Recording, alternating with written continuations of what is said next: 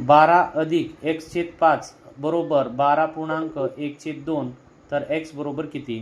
तर या ठिकाणी x ची किंमत काढण्यासाठी सुरुवातीला 12च्या छेदामध्ये काही नाही याचा अर्थ 1 आहे असे गृहीत धरूया आणि तिरकस गुणाकार पद्धतीने हे उदाहरण सोडूया। त्यानुसार 12×5 = 60 अधिक 1 गुणिले x म्हणजेच x आणि छेदामध्ये दोन्ही छेदाचा गुणाकार 5×1 = 5 बरोबर या पूर्णांकयुक्त अपूर्णांकाला अपूर्णांकात रूपांतरित करूया।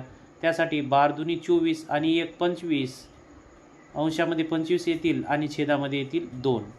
आता या 2ला या बाजूला आणूया आणि या 5ला उजवीकडे नेऊया आणि त्यानुसार 2 कंसामध्ये 60 अधिक x होतील बरोबर 25 गुणिले 5 होतील।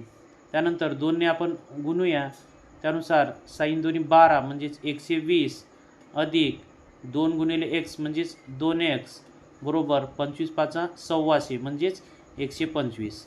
आता या 120ला उजवीकडे आणूया आणि म्हणून 2x बरोबर 125 वजा 120 आणि म्हणून 2x बरोबर 5 आणि x ची किंमत काढण्यासाठी या 2ला उजवीकडे आणूया। हे अंशामध्ये आहेत, उजवीकडे आल्यानंतर छेदामध्ये येतील म्हणून 5/2 आणि या ठिकाणी x ची किंमत आपल्याला मिळालेली आहे x बरोबर 5/2।